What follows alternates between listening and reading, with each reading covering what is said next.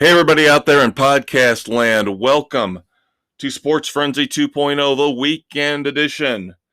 This is going to hit everywhere: Spotify, Anchor, Google, Radio Public, Pocket Cast, Apple, wherever you listen to all of your fine and wonderful podcasts like ours. I'm the Maestro, Kevin Crane, going solo this week. The holiday season is kicking in for Sports Frenzy, so Dave and I are going to try to do this together as much as we can when we can. This week we had issues with a concert. So when we get to our music section, I will explain about that. Next week should be okay, even though there's Thanksgiving and stuff with families and, all that love and friends crap. Taping here a little bit later than we would normally. Friday, November the 19th. This will hit tomorrow morning, the 20th of November. New episodes of the weekend edition always hit Saturday morning. So I've kind of had to plan, this whole thing around the fact that I don't want to take away too much from the stuff that Dave and I want to review together. So I kind of had to cherry pick stuff that I could just talk about on my own that wouldn't really mess up any plans we have over the next couple of weeks in terms of album reviews. Of course, again, when we get to music, we'll talk about concert reviews, movies, TV shows, all that good stuff. So, luckily, the Conquistador is holding out on signing up for Disney Plus. So I took advantage. I think I mentioned this on the show last week. I took advantage of their Disney Plus days extravaganza, the sale that they had on, save a couple bucks. So I signed up for that $2 for the first month deal. Now I can finally get caught up on all the shows, and now the two most recent Marvel movies not in theaters, in wide release, I should say. Of course, Eternals is still out there. So eventually I will get to Shang-Chi, maybe in the next week or two. But I did finally get to watch Black Widow. So we're going to start off here. First segment will be about movies. Black Widow is the first movie, and of course it was delayed due to COVID. Black Widow is the first movie where Disney had, I don't want to say more influence, but this was kind of the first movie that was really produced under the Rat's umbrella in conjunction with Marvel Studios.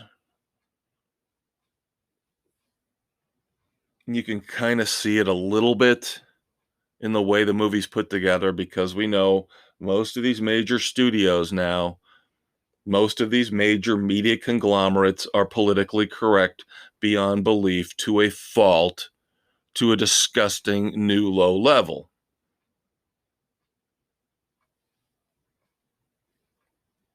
Now, that being said, we've talked about Eternals. I haven't seen it yet, obviously. We'll get to it when it hits streaming in a couple months. I'll review it. But Black Widow, of course, is a connector. It's a bridge between what I would say is the old Marvel Studios way of doing things. Of course, bridge to the Avengers, bridge to everything that happened in the last 3 or 4 movies. Now, Black Widow takes place in the time of Captain America Civil War, because I'm sure a lot of you out there, and please, it's been years, I'm not spoiling anything for you. Somebody who's new to the Marvel Universe, somebody who's a bit naive might say, how can you do a Black Widow movie? Isn't she dead? this is, again, kind of a prequel going back to the time frame of Civil War. When she's on the run, Captain America's on the run.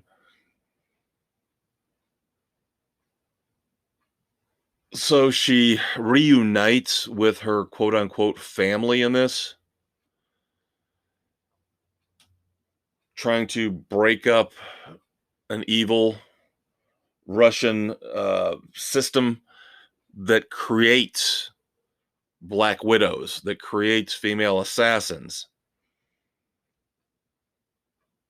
And again, I'm not a spoiler guy. I am going to be as vague as possible from this point on. Yeah, call me a hypocrite, but again, if you didn't see the last couple Avengers movies, that's on you, not on me. So, of course, Scarlett Johansson is back as Natasha Romanoff. We've talked about the whole botched release model for this movie when they finally got it out in the theaters, where they did the $30 day and date Disney Plus streaming option, which cut into the box office somewhat. Then, of course, Scarlett Johansson threatened to sue Disney, of course, because she had points percentage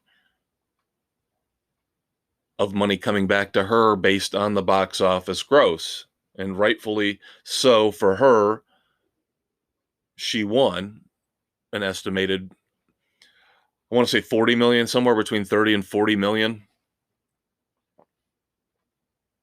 And I'm 100% with her on that.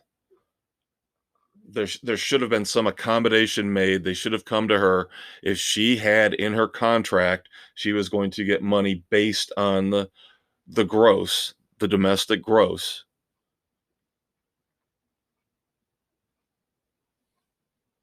Damn Skippy, she should be getting more money. And I think Disney screwed up. I think Disney, if they had just gone to her ahead of time and told her this, that they were going to pull this, I think it would have saved them a lot of money, because 30 to 40 million as a settlement for this seems pretty high to me. Because I think the movie went on to make about 180 million domestic box office. I don't know how much higher it would have gone without the $30 Disney Plus option. Shang-Chi's just over 220 million. Maybe it would have settled in there. But you're basically giving Scarlett Johansson 80 to 100% of what the additional box office gross would have been without the day and date release premium package option. So anyway, sorry to get off on one of my classic tangents, but let's go back to the movie. I found Natasha Romanoff in this movie, Scarlett Johansson, a little bit too weepy for me.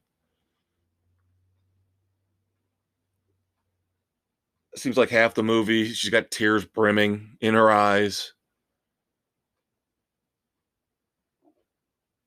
And this is where we get into the part about DC being, starting to leak in their politically correct, touchy-feely, namby-pamby, snowflake stuff into these movies, which is what I've been dreading, what I am dreading, and what I will dread in the future.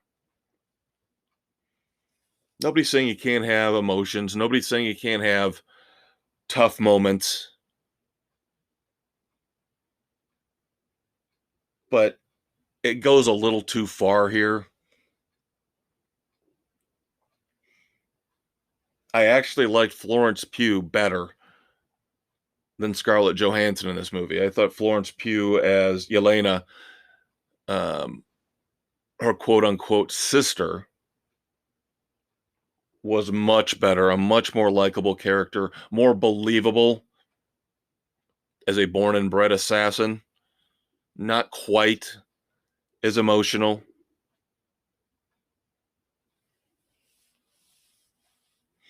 And it's redemption for me personally for Florence Pugh, because I suffered through that god awful piece of crap Midsummer that she was in. Wasted what, 2.5 hours of my life on that piece of garbage, one of the worst movies ever made, and somehow critics gave it positive reviews. Stay the hell away from Midsummer. But again, here, Florence Pugh's great. Props to her as Yelena. I don't think we've seen the last of her. Hint, hint, wink, wink.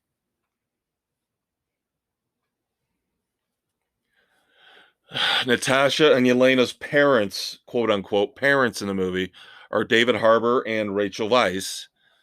And they both leave a lot to be desired, in terms of their characters, in terms of the acting. David Harbour playing Red Guardian is basically a buffoon. He's a doofus. Not all that funny. And that's another thing about this movie. It came off more like it was trying to be like Ragnarok or Ant-Man. A little too much in terms of trying to force the humor into the script than I personally like.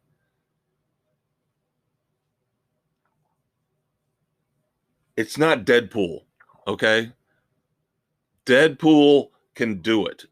The writers of Deadpool, Ryan Reynolds, they can pull off that balancing act between the violence, the action, and the humor.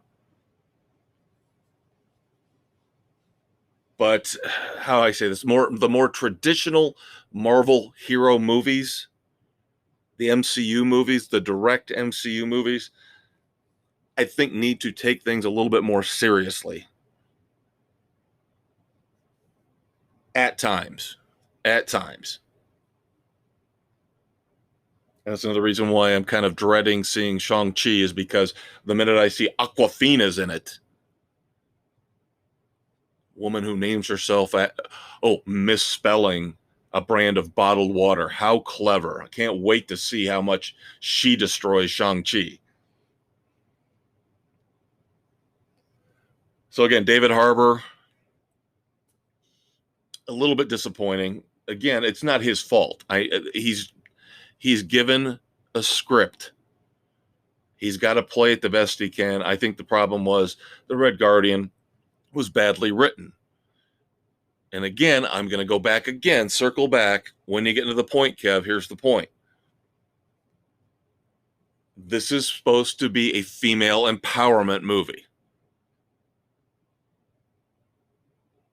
And damn the media, damn the political environment we've been in over the last 10 to 15 years for all of this. I have to keep looking in commercials, in TV shows, in movies now for these triggers. These things that tell me somebody had an agenda when they were writing this or filming this. And unfortunately, I kind of came away from this a little bit with that feeling. Not overwhelming. And we talked about this. I will praise this show again, this movie again from Netflix that Dave and I reviewed last week. The Harder They Fall. You can do a movie with an all-female cast or an all-African-American cast or an all-Chinese-American cast, whatever you want to say, whatever group, whatever gender you want to talk about. You can pull it off without making it seem like you're trying to send a hidden message. And that's why I think that movie will still go down as one of my top 3 or 4 of the year. Here with Black Widow, not quite as subtle. Although they don't hit you over the head with it either. So it's not overwhelmingly frustrating, but it's still a little irritating. Because, of course, almost every man in the movie is either unbelievably ungodly evil and a misogynist, or like David Harbour's Red Guardian, They are buffoons who have to have the women around them save them or help them. You want to say this is payback for 30 or 40 years of movies where it was flipped? That's fine, but to me, that doesn't solve anything. That's bitterness. That's political correctness. That's snowflake society being petty and mean and nasty. I thought we were all supposed to be equals. You tip the scales too far the other way now, this is what you get. But again, Black Widow's a female character, so in that sense, I was expecting some of this. But it did go a little too far. It did go a little too far. Action scenes, pretty damn good. Pretty damn good. But you would expect nothing less from a Marvel movie. Even though Disney's now unofficially officially in charge. I had a hard time reviewing this because there was a lot in it for me to like, and a lot of it I didn't like. It drags a little bit at times. Again, the action sequences are solid, very good.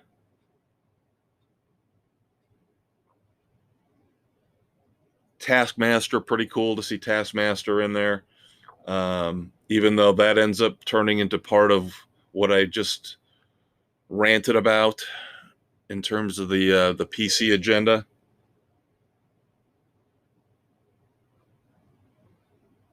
And again, I could talk about a movie like this for hours. There's so many levels, so many different things. And again, one last qualifying point, and I will back off on this. The fact that it was women fighting women for the most part in the movie tempers some of my PC complaints.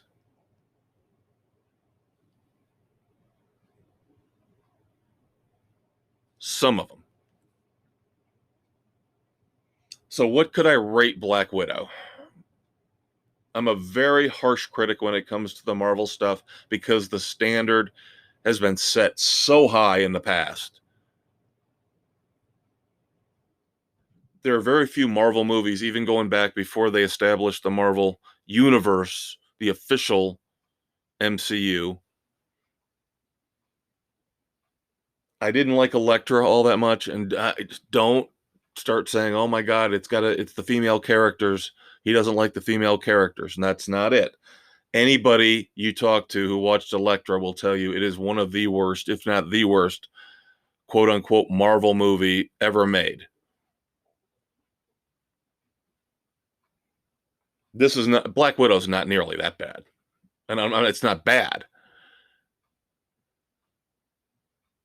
The first Hulk was abysmal with Eric Banya. Ant-Man, I've enjoyed those, but they're not be all end all favorites for me. Black Widow's kind of there with Ant-Man to me. Entertaining, enjoyable. I'll still give it a favorable rating. I'll give it 3 frenzies. It's a weak 3 frenzies, but I'll give it 3. It's a decent, pretty solid entry as as far as Marvel movies go. And of course, this is the first movie of the new phase of the MCU. So again, I'm skeptical about where they're going here. Much more excited about Spider-Man coming in December.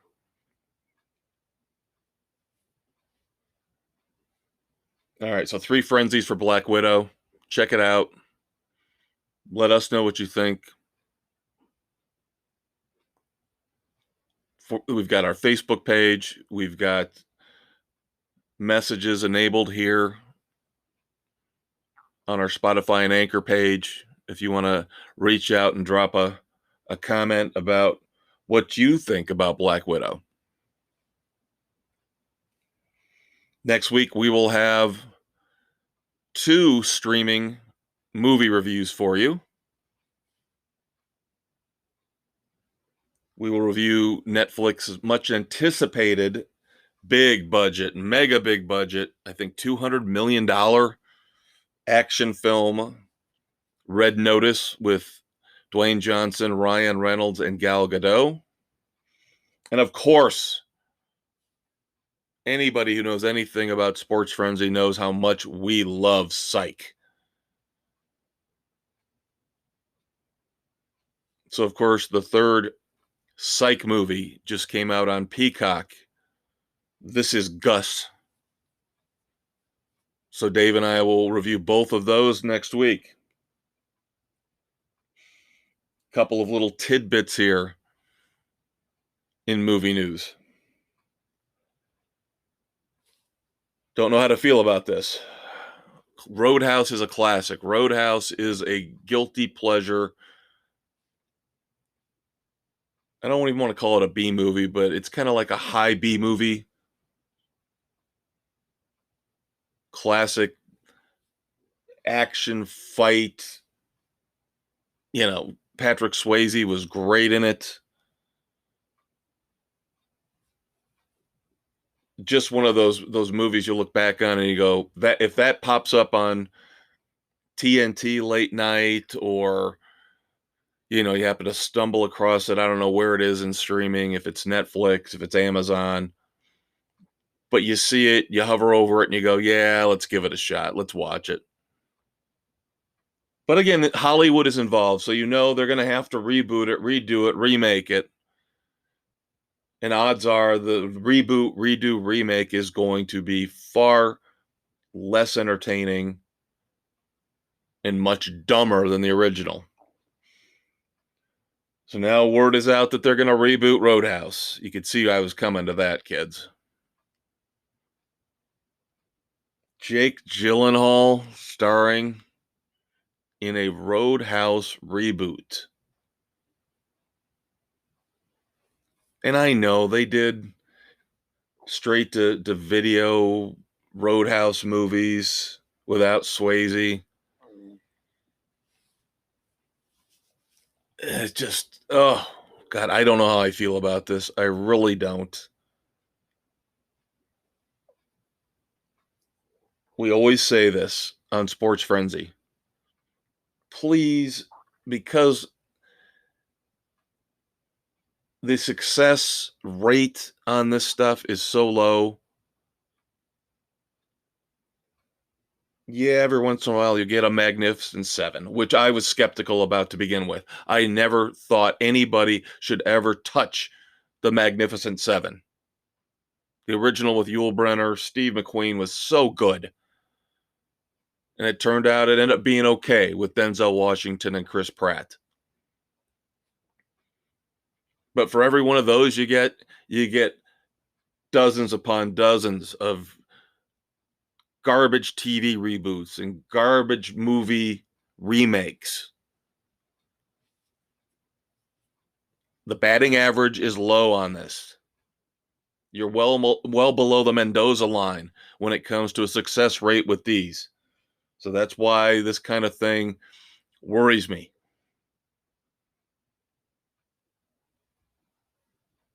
Now, on the flip side,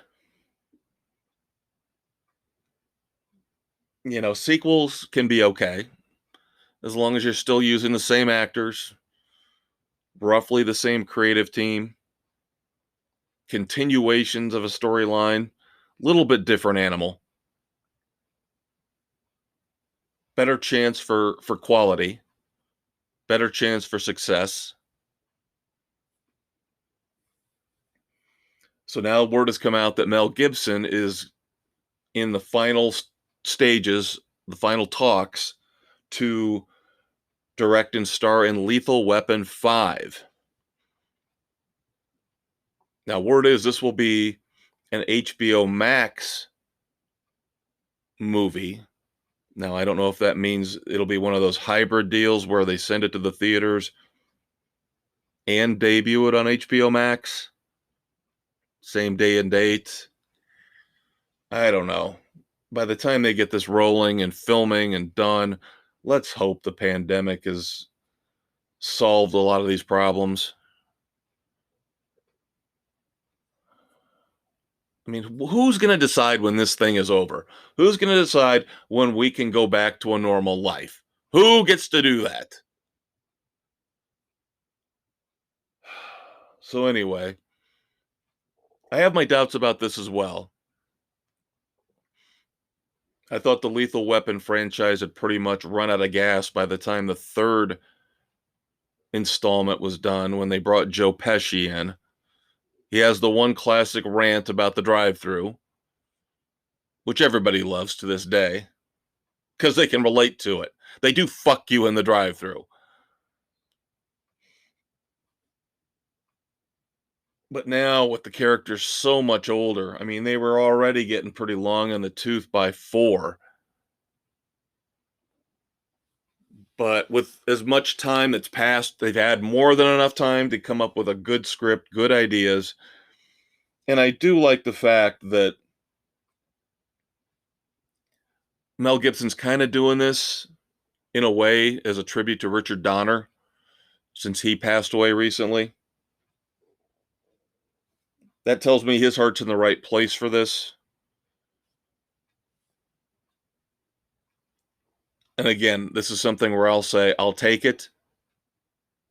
It's better than the options out there right now. Otherwise.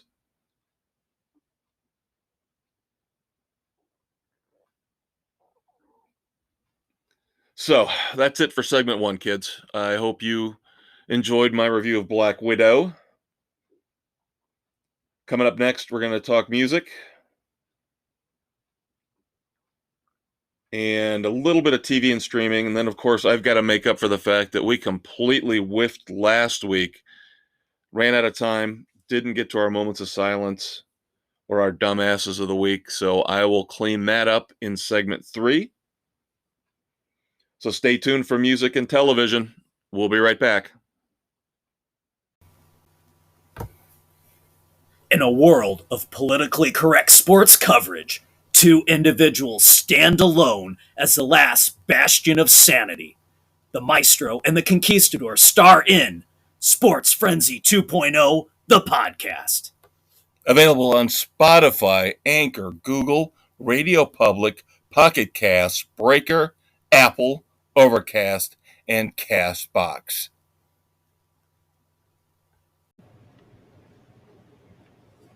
Hey everybody, welcome back to Sports Frenzy 2.0, the weekend edition. Taping on November the 19th of 2021. This will hit tomorrow morning, the 20th of November. Saturday morning, as always. Something for you to wake up and enjoy. Get you through the weekend. If you don't dig the sports like we do, and of course, always check out the regular Sports Frenzy 2.0 edition. Weekly, hitting Thursday mornings, if you do love your sports. But that's okay. If you don't, that's what the weekend edition is for. One more quick point on Black Widow, wrapping up from last segment. I forgot to mention, because this is a big sticking point with me when it comes to not just the Marvel movies, but the superhero movies in general, is, of course, by now we've been conditioned to expect the credit scene, the closing credit scene. Somewhere in the closing credits, you're going to get at least one, sometimes 2, sometimes 3 bonus scenes, right? I get it. It's fine. It's kind of fun. It's better when they actually mean something. I've seen throwaway scenes that I've waited 5 minutes for through credits that I didn't care about. Sorry, Hollywood. I can't digest the thousands and thousands of names that were involved in a big budget Hollywood production. I just can't.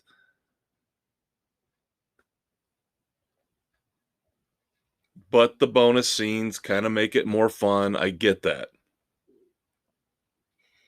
There is one bonus scene in the credits for Black Widow. It is relevant. It is interesting. I'm not, of course, not going to spoil that for you, but I will say this. By the time the Marvel movies wrap up and are done, if they ever do,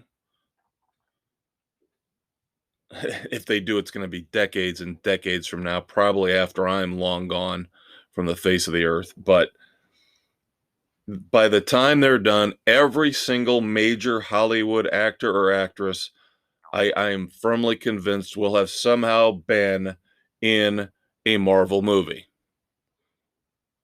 And this closing scene, extra scene, whatever you want to call it, in Black Widow continues to prove that point to me.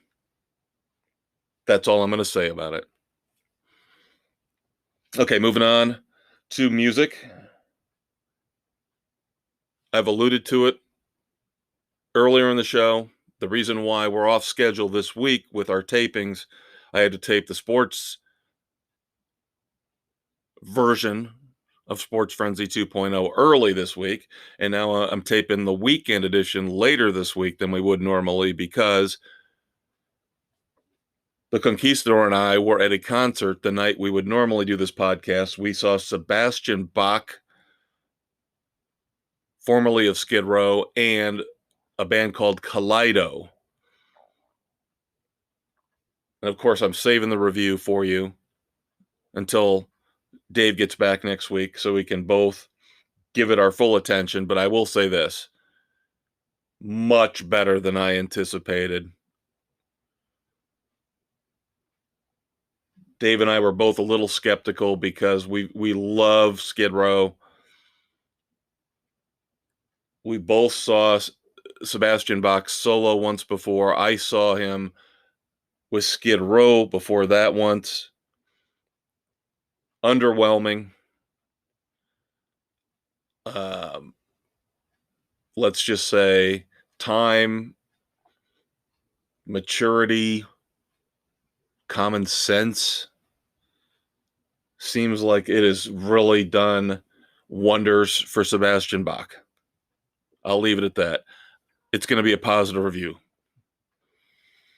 So stay tuned for that next week on the weekend edition.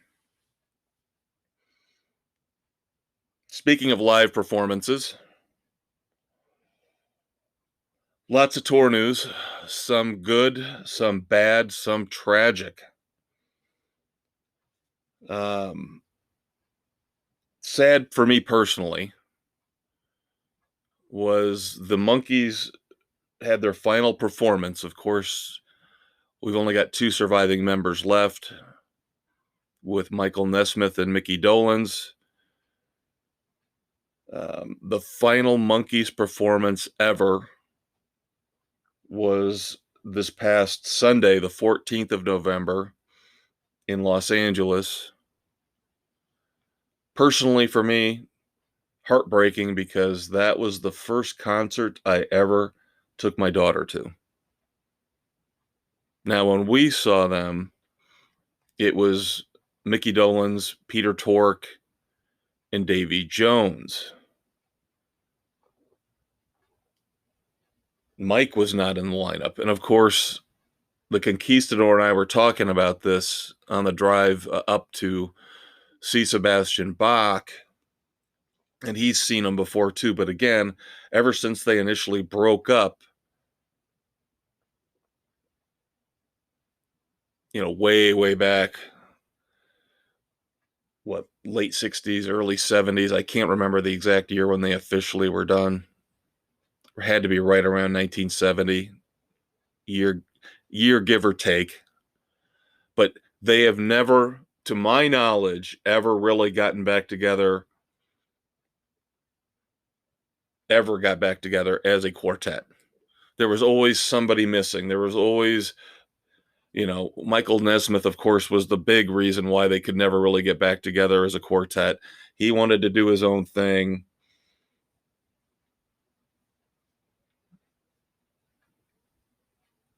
So you had to take what you could get. So like I said, my daughter and I saw Mickey, Davy, and Peter. And then we were lucky we did, because I think it was roughly a year later that Davy Jones died. So I'll always remember that. That was a very cool moment for both of us, for me as a father especially. Her mother made us both Monkees t-shirts, so we didn't have to worry about spending a ton of money on the official concert shirts. Um, so that was another neat little part of the night. Red shirts with the classic Monkees logo on the front. Very cool touch, very cool moment. So hearing the Monkees are done, finally, officially, again, I know it's just down to the duo, Mike and Mickey, but still, the Monkees will be missed. I'm not going to go off on my rant about how I like the Monkees more than the Beatles, because that music blasphemy. Ah, screw you. I've always said they had better songwriters. They were smarter. They were more clever. They weren't as self-indulgent at times as the Beatles were.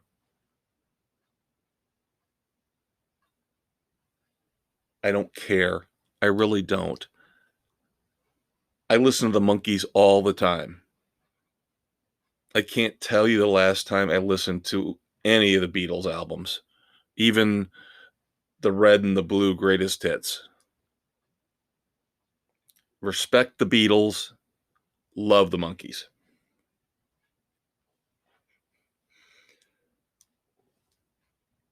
Genesis, their North American tour just began this past Monday, November the 15th, in Chicago at the United Center. Tried to get tickets. I don't know if my computer was too slow. I don't know. Ticketmaster, Live Nation, just seems like their system is so slow that anytime you try to get tickets for a big event like a Genesis tour, a reunion like that, I had issues in the past with Paul McCartney trying to get tickets for his last tour. So we tried, couldn't get them. Even the nosebleeds, they were gone within 10 minutes. Luckily, I have seen Genesis before, so it wasn't a Tom Petty moment for me.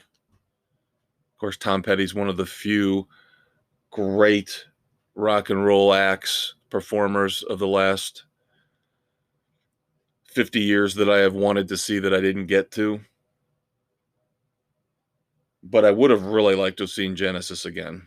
By all accounts, the first show in Chicago was great. Phil Collins is looking old. Basically comes out on stage, sits down, and that's where he is for the entire show.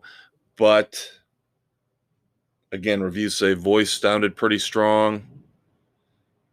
They played a huge set, I think 23 songs,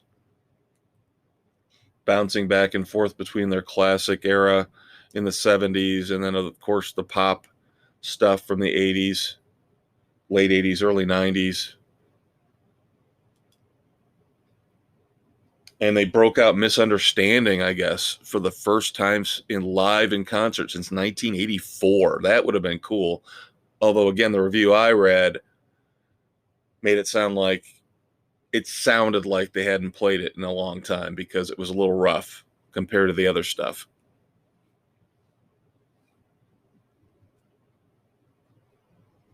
Of course, there's part of me that hopes this is not the last Genesis tour, but with Phil Collins as frail as he seems to be, I don't know. I don't know if they'll be able to pull this off again. Maybe because his son is playing drums, maybe that kind of reinvigorates him, re-energizes him, kind of like Cheap Trick.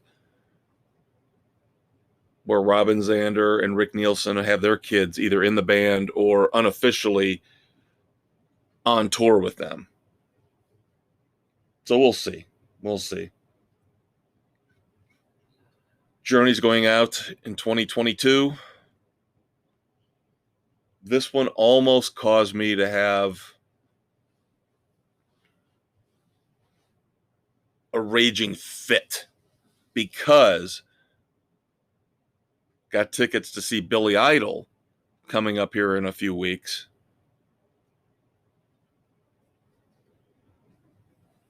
And then it's announced with this Journey tour that Billy Idol's going to open the first part of the tour. And I'm thinking, oh, are you kidding me? I could have seen Billy Idol and Journey together instead of just Billy Idol. I've seen Journey before. I've seen him with Steve Perry. I've seen him in the current incarnation with Arnold Pineda. Of course, now they fired Steve Smith and Ross Valerie, so really it's only Neil Schon is the only original member, and then Jonathan Cain, of course, is a member of the classic Escape lineup. So really it's only those two. Going back into Journey history that to me really count as original members or classic lineup members.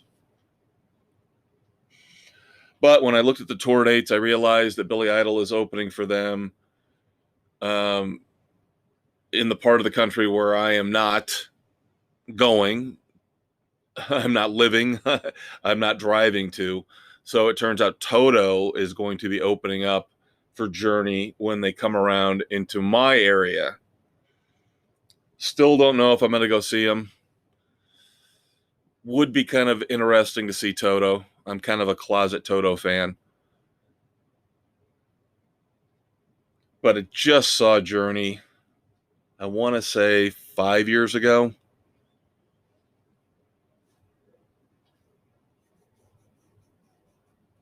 I do like Journey a lot. The ballads wear on me. Open Arms is one of the worst songs ever. Ever.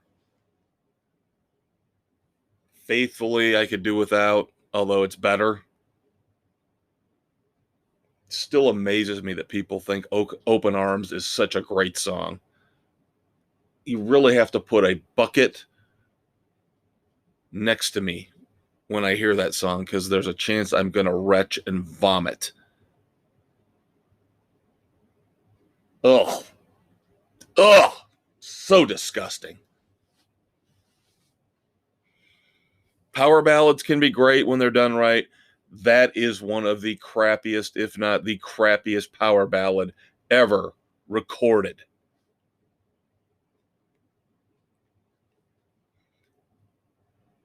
And finally, in the touring news, and this is really sad.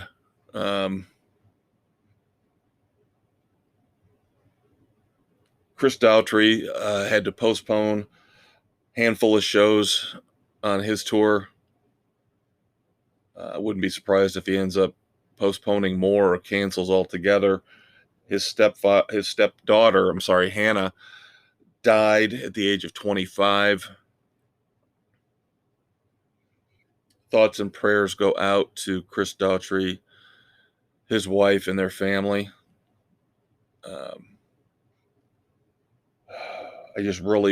Part of me really hopes that there was nothing involving drugs here, or please tell me there wasn't a homicide involved.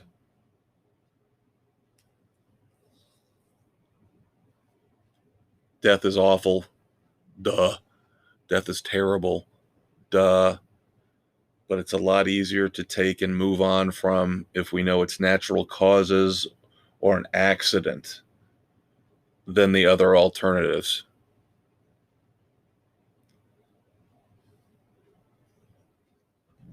Okay, I do have one music review real quick here. One that I don't think Dave would mind too much if I jump ahead and do on my own. We talked about this was coming up. We previewed last week. The Fix have a new song out, their first new song in roughly a decade. Song's called Wake Up. Again, like with Toto, I am a closet Fix fan. Um, I had reached the beach. Their greatest hits is really all I pull out now, but I do listen to it on occasion and enjoy it still to this day immensely. They had a quirky, they were just new wave, rock, pop. They were just such a wild, weird mix of styles. Lyrically, they were almost like the Cars, very offbeat, very out there, but somehow it all came together and they were able to create some really fantastic, awesome music. And Wake Up did not disappoint me. Now it's not a catchy radio hit like One Thing Leads to Another,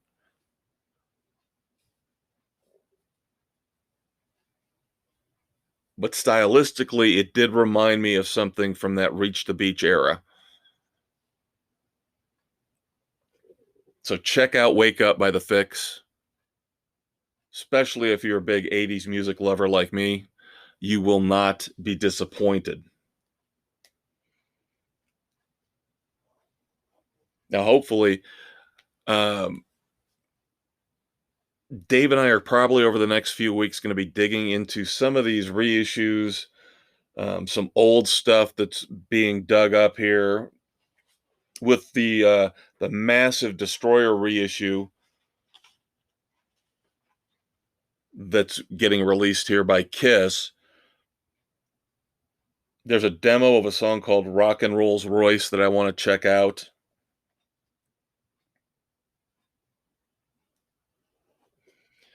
Aerosmith, there's supposedly some kind of an early demo from them that just got released called Moving Out.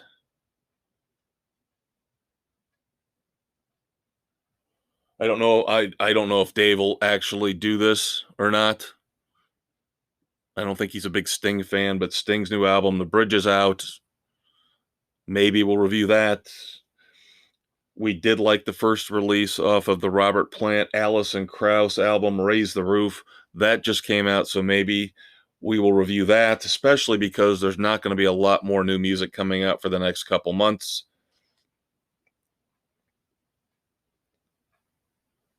Ted Nugent's got a new song, Come and Take It. I can't remember if we mentioned that or not last week. That's another one that Dave and I might take a look at and review in the next week or two.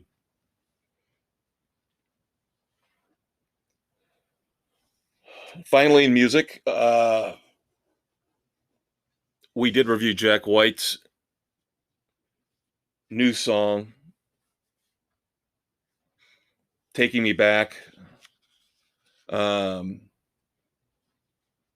course, I don't know about you guys, but if you heard the episode where we reviewed that, I didn't get the impression that Dave was really into Jack White all that much.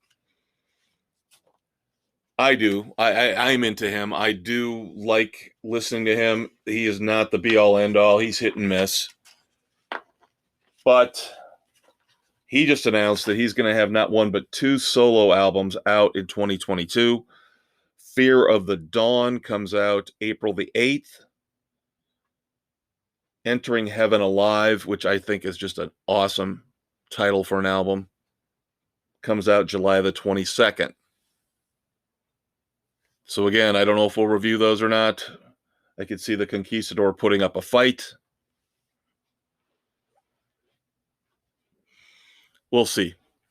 Volbeat's got a new album coming out here in a couple weeks. We will review that. That's one of Dave's favorite bands. So, of course, being the best friend that I am, I will acquiesce and review that with him, even though I'm not the biggest Volbeat fan in the world.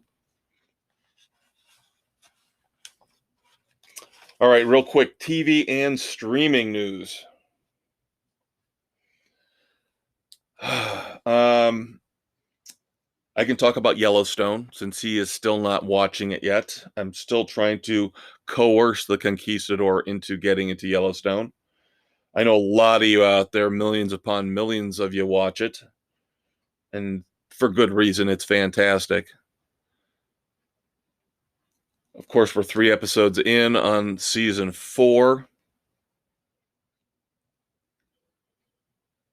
I think we're just seeing things get resolved from the end of season 3. We're starting to see the setup for what could be coming in season 4. It started off a little slow. We've got some storylines in here that I don't know where they're going to go. I don't know how promising they are. But the characters in this show are so well done, so well written, so well acted that you're willing to watch just for that.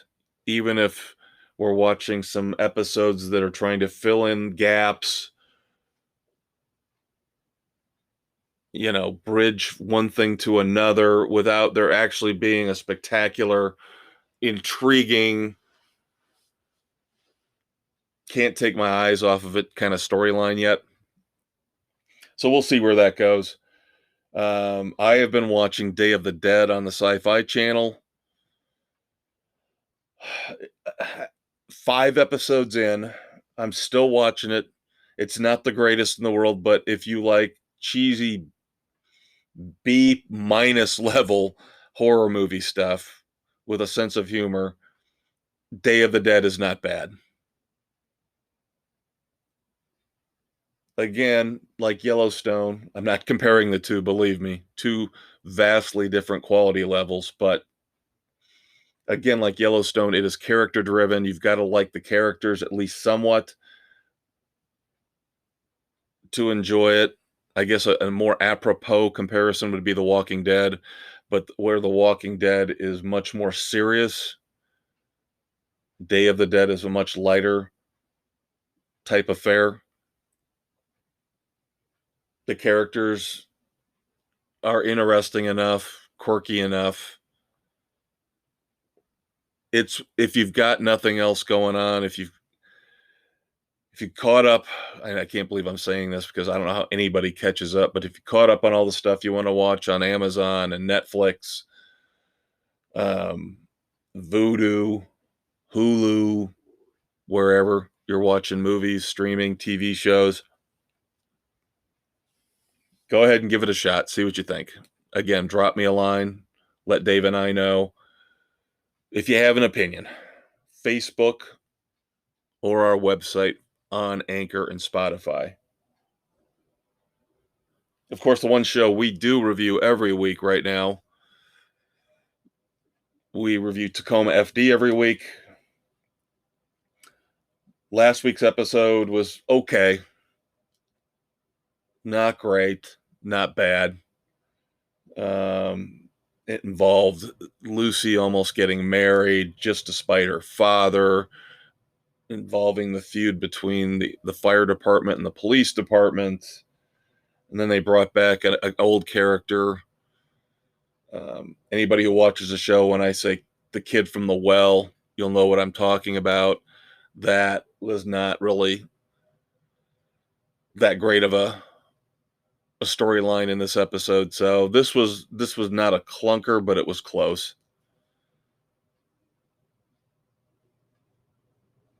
So hopefully next week we'll have a better episode to review. I've actually seen it since we're taping this one later than normal, so I've actually seen what we're going to be reviewing next week. It is better than last week's. I mentioned Disney Plus Day when I reviewed Black Widow. Uh, I'll have to do some digging. I do want to see the footage that they released for She-Hulk, which intrigues me because I think Tatiana Maslany is a phenomenal actress from Orphan Black, from Perry Mason. It's going to be interesting to see her playing She-Hulk. And then, of course, the other one that they released footage for was Moon Knight. Again, really seems like, I'm not saying this as necessarily a negative, but it seems like they're scraping the bottom of the barrel on the Marvel characters. They go Shang-Chi, and Moon Knight is in that same era, that 70s, late 70s era Marvel universe. I mean, let's go Werewolf by Night. Let's bring Werewolf by Night back if we're going to do Moon Knight and Shang-Chi. But that being said, that's why I'm really kind of geeked about Moon Knight. So I'll have to look and see what kind of footage they released on Disney Plus Day for Moon Knight and She-Hulk. And then finally, we'll wrap up TV and streaming here in the second segment with the news that La Brea has already been renewed for season 2 by NBC. And as you can tell by most of our reviews here, we're into the sci-fi stuff, the horror stuff, if it's any good.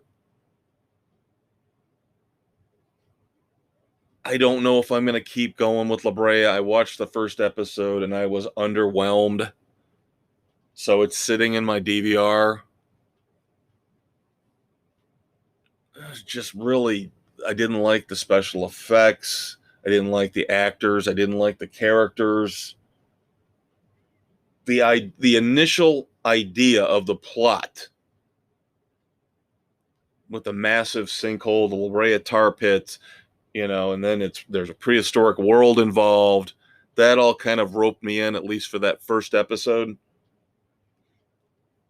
But it just tells you, if I haven't bothered to watch anything after that first episode, and I've been deferring to Day of the Dead instead of La Brea,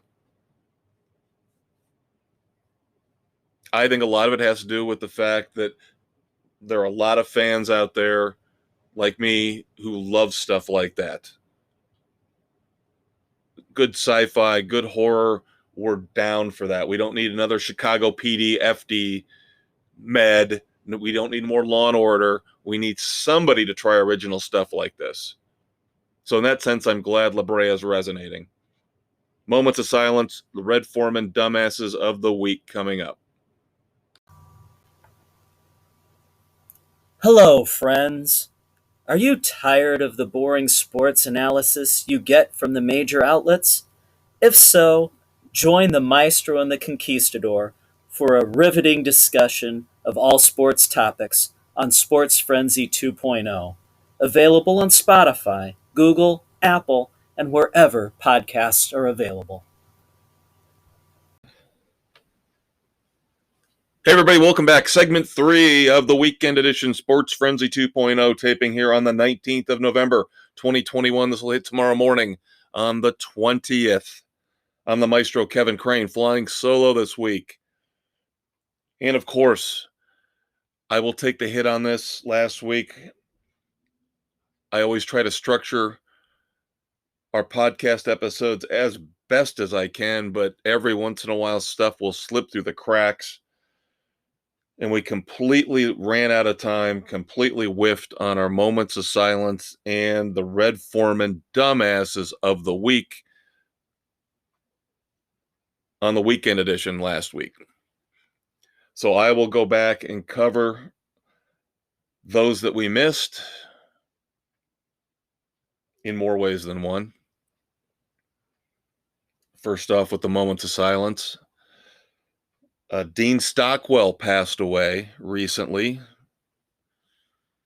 I mentioned in the last segment how not only Dave and I, but a lot of you out there, a lot of people out there, we love our sci-fi, our horror, going back in time in television history.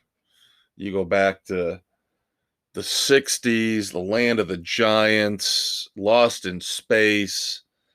You go into the 70s with Space 1999 and, of course, classic Star Trek. And so then, of course, you go into the 80s and you had stuff like Quantum Leap. And of course, Dean Stockwell was really well known for Quantum Leap. He was, of course, also in Blue Velvet. But of course, he got Emmy nominations for Quantum Leap. He actually got an Oscar nomination, if you remember the Michelle Pfeiffer movie, Married to the Mob. He got an Oscar nomination for that one. And then, as I mentioned, 4 Emmy nominations for Quantum Leap. So rest in peace, Dean Stockwell. In terms of music, Terrence Wilson of UB40 passed away. And then Graham Edge of the Moody Blues, the drummer for the Moody Blues, passed away recently. Of course, the Moody Blues, one of the biggest bands of the 70s and the 80s. Kind of had that prog rock thing going on in the 70s, then like Yes, bands like that. Kansas kind of tried to fit in the 80s, turned a little bit poppy, became a little bit more accessible, made a lot of money, had enough hits. Your Wildest Dreams. But of course, the song that the Moody Blues are known for from the 70s, their more prog rock era stuff, is Nights in White Satin.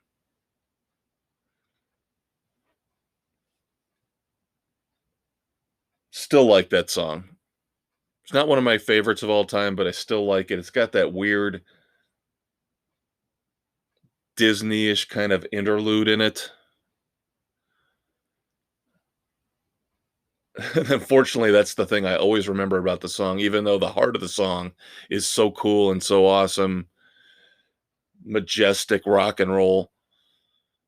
But yeah, the thing that always sticks with me is the kind of like Disney vibe you get from the weird passage in it. And you guys know what I'm talking about if you know the song. If you don't know the song, go check it out. Drop me a line, drop Dave and I a message on Facebook or here on our Spotify and Anchor podcast page. Let us know what you think if you've never heard Nights in White Satin before, and see if you don't agree.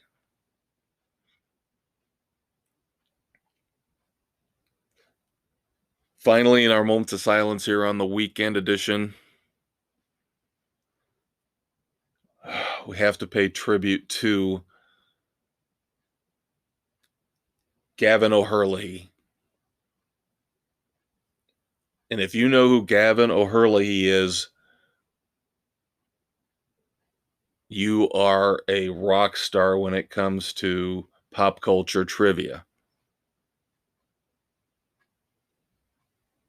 Now, when I saw that Gavin O'Hurley had passed away, I was clueless until I saw his picture. Then I knew.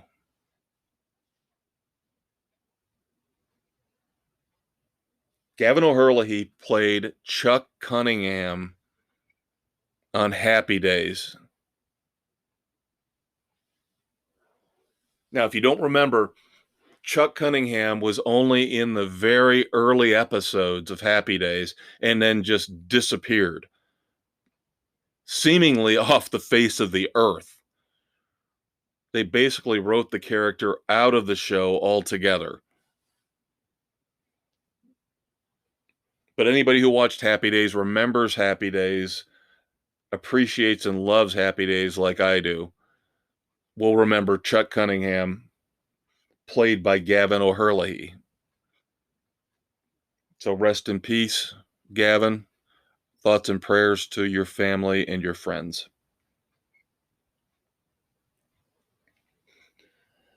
And as always, here to wrap up the weekend edition, of course, we do this also on the mothership, the regular Sports Frenzy 2.0 podcast. which hits Spotify, Anchor, Google, Radio Public, Pocket Casts, Apple, everywhere you listen to your podcasts. Thursday mornings for the regular edition, Saturday mornings for the weekend edition. We have to do our normal weekly pivot. I can't do it as well as the Conquistador, imitating Ross from Friends. Pivot!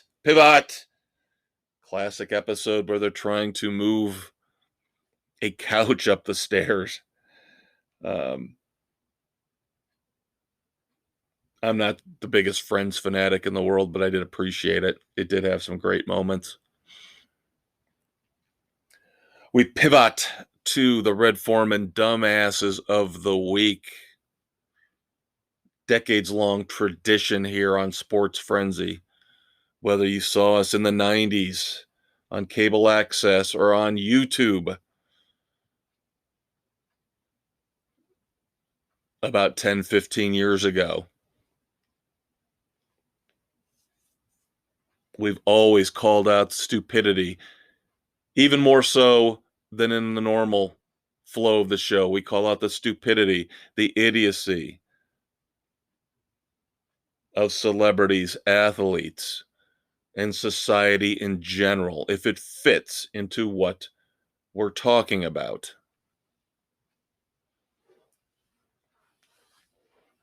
This is going to cause some uproar. All you snowflakes out there, all you far left liberals are going to get mad at me, and that's fine. That's what we're here for. That's why this show is explicit. It's our show. We talk about what we want. You can go ahead and watch CNN and talk to Rachel Maddow or Chris Cuomo and talk about what you want. This is my podcast. This is Dave's podcast. We talk about what we want. And I'm calling out PBS and Sesame Street. Yes, I know you hate Ted Cruz. You hate all the Republicans in Congress and the Senate who are, we want to defund PBS. They shouldn't be doing this. Guess what? I fucking agree with them. 100%. You should never use public money to push a political agenda. And that is exactly what PBS is doing now with Sesame Street. I agree with Ted Cruz.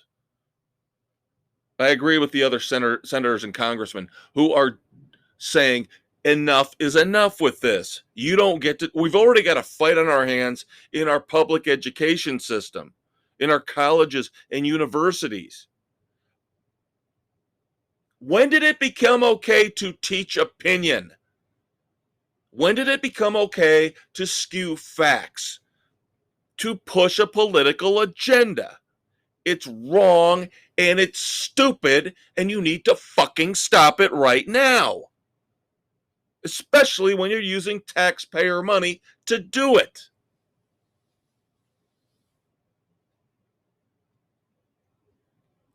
Of course, there's two things that have got everybody up in arms about what's going on with PBS and Sesame Street.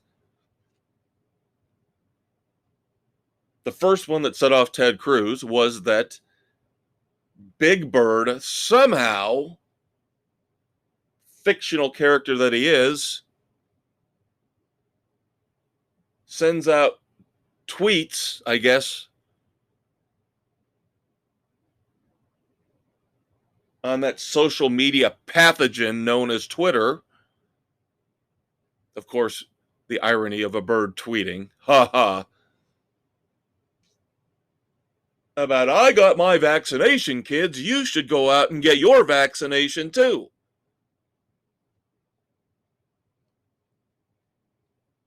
That's not the place, the format for that kind of discussion. You just really come close to crossing a line between trying to brainwash children when you pull crap like this. You leave it to the parents. And I know, believe me, in a lot of cases, that's dangerous territory too.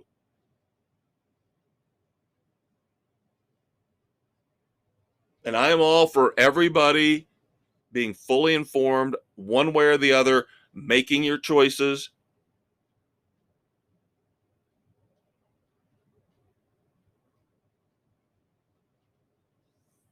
We talk about this on the sports edition of Sports Frenzy a lot when it came to something like Aaron Rodgers and what happened with him recently, Kyrie Irving in sports, what happened with him recently.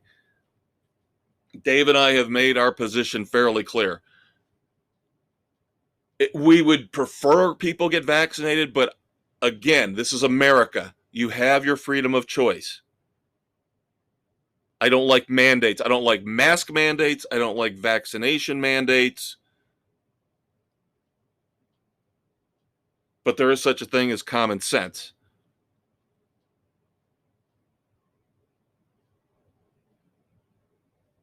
When you see what COVID did to this country, did to a lot of people, thousands upon thousands upon thousands of deaths, yeah, maybe I should just go get a shot. But I don't need PBS indoctrinating children through the use of their fun, lovable characters who have been around for decades and decades, trying to indoctrinate the children into, you need to go. That's the parents' job, not PBS, not Sesame Street, not Big Bird. The parents get to decide. The parents get to educate their children on this. And if you disagree, the hell with you. That is not up for debate. It's the same crap we're seeing with the propaganda the school teachers and the professors are shoveling. Your opinion does not get to substitute for fact. Your opinion does not get to substitute for history. Yet these teachers, PBS, nut job liberals all get to say, all get to think that their opinion gets to substitute for fact, for history, and that is 100% goddamn wrong. The parental unit, the family unit, is what we should still be preaching as the be all end all. Parents responsible for their children. Simple equation, simple fact. Yes, there are a lot of bad parents out there. That does not mean the state, the government, the school system gets to take over.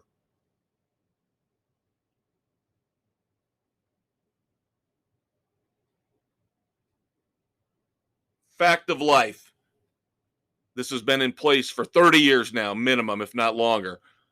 Most families have to have both parents working in order to make ends meet and pay the bills, and to try to save some kind of money, some kind of nest egg to send their kids to college, where, of course, again, they're going to be indoctrinated.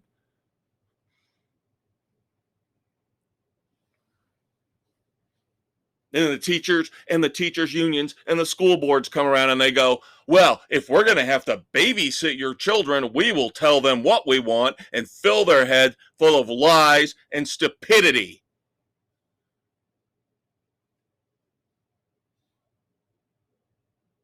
That's taking advantage of a situation to push a political agenda, and it's bullshit.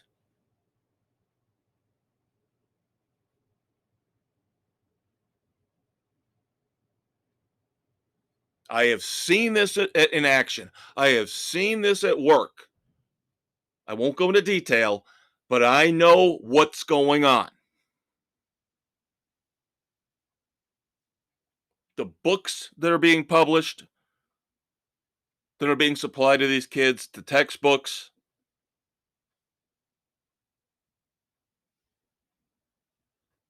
And again, the teachers, there are a lot of good teachers out there. There are a lot of bad teachers out there. Just like in every other profession. They are not holier than thou like the school boards want to make them out to be.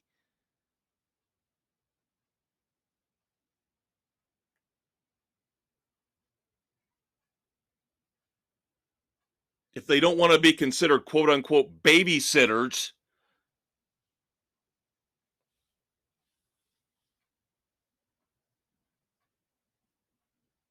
and get bitter about it and decide that, well, then I'm going to tell these kids how the real world, quote unquote, really is,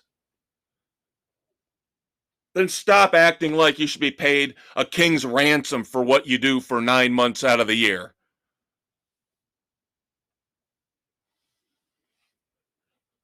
You get better benefits than 95% of the working community out there. Retirement plans out ridiculous, out of this world. Yet you bitch and you piss and you moan, and you want to shove political agendas down these kids' throats. Same thing again, going back to Sesame Street. Same thing going back to PBS. Probably can rope NPR into this too. As much as I hate CNN, MSNBC, at least they're funded through private enterprise. You know what that means? They have a license to say what they want, unfortunately. And you got to put up with it. You don't like it? Turn the TV channel. Simple, basic premise works for me. You don't like Fox? Same thing. Turn the channel. Simple, basic premise works for me. You can say that about Sesame Street. You can say that about PBS. Yes, you can turn the channel, but you're dealing with children. Adults can make a conscious effort to say, I don't like this. I'm going to turn the channel. Guess what? We go back to the parents. The parents have to be there to make that decision for their children. The children aren't going to turn off Big Bird on their own. Lovable, awesome Big Bird who's been there for decades and decades. The kids aren't going to turn that off on their own. They're impressionable children. And damn you for trying to manipulate them to a political agenda. The other issue, of course, a little bit touchier, even more so than the vaccination thing. Now they're adding an Asian American character to Sesame Street. A lot of the original characters, and I think a senator pointed this out, don't have a race, don't necessarily have a gender per se. I think he pointed out, what race is Bert? What race is Ernie? But Sesame Street feels the need to add specifically race-centered characters. In the past, they've added African American characters, Muppets, Sesame Street puppets, whatever you want to call them. Now they're doing this with an Asian American character. We're not talking about real life people. We're not talking about the flesh and blood humans that pop in on the show. We're talking about the characters, the Muppets themselves. Again, I can't remember if the Muppets are technically the same thing as the Sesame Street characters or not.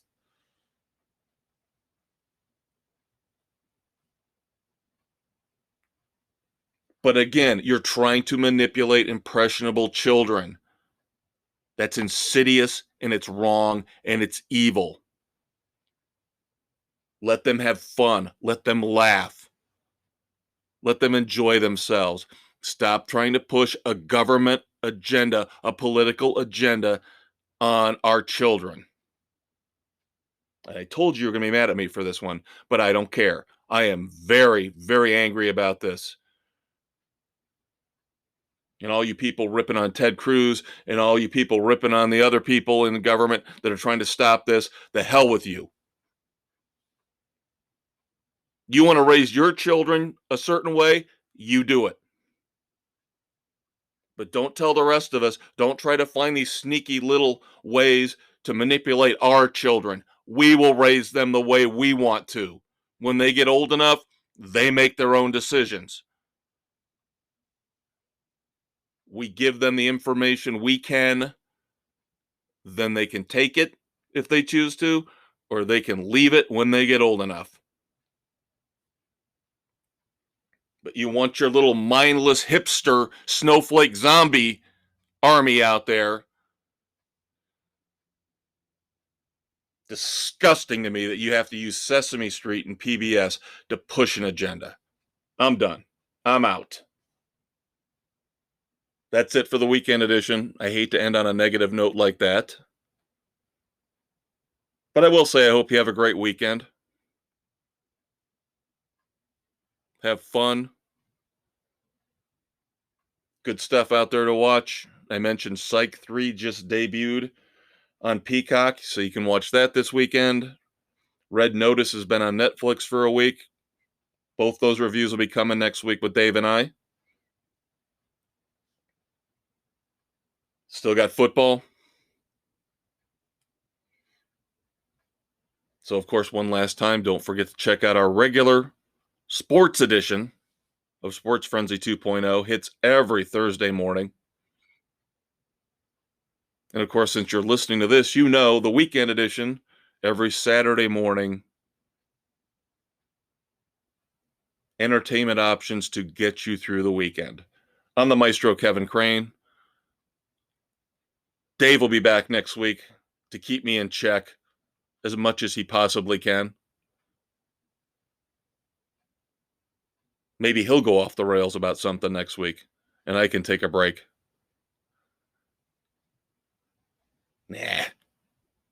Nah.